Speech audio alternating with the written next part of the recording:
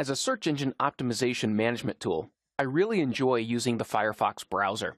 Because of the nature of its development and open source community, a lot of people develop plugins that extend the functionality of the Firefox browser. Of course, some of these plugins are based for search engine optimizers.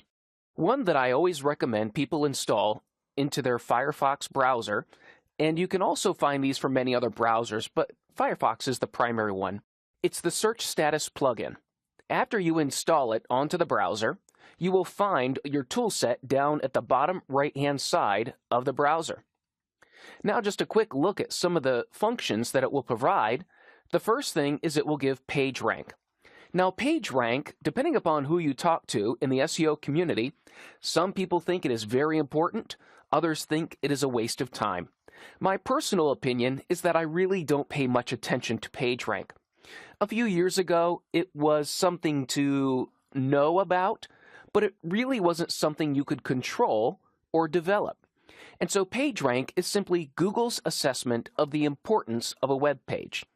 However, they've gone years without updating it, and as a result, I don't really pay too much attention to it.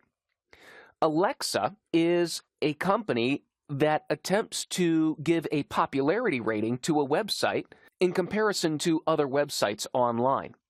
Now, Alexa, by any standard, isn't specific. You're not going to get an exhaustive rating or an exhaustive amount of information from Alexa. Really, it's good just for a comparison, but really beyond that, that's about all you're going to get out of it. What I really like about the Search Status extension is the toolset you get when you right-click or option-click, if you're using a Mac, on the Search Status extension logo. All of a sudden now, you have a multitude of tools available to you. You can start by looking at the backward links just to this page, beyond this page, the backward links of the entire domain, and beyond the domain. You can also see the search engines. How many pages do they have listed for this site? You can also ask it to highlight a specific keyword. So if I decide to highlight iPod for this article,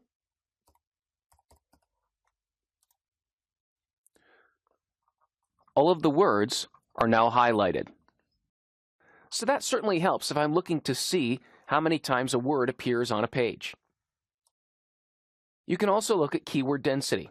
I want to see how many times iPod is being used in relation to other words on the page, and it'll let me know that it shows up in the title, in the body text 11 times, 1 time in an H1, H2, or an H3, 3 times in links, never in a bold, once in the meta description, and once in the meta keywords.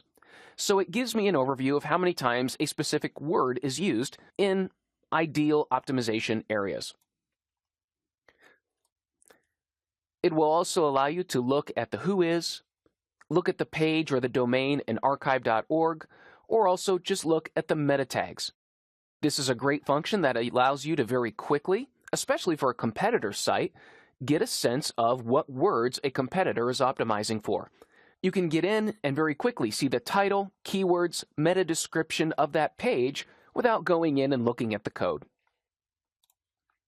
So this is just a quick overview of one of the substantial tools that I enjoy using just to troubleshoot my site, look at competitor sites, and get a fast view of the words that they are trying to use and a good comparison between my sites and the competitor sites that I'm looking at.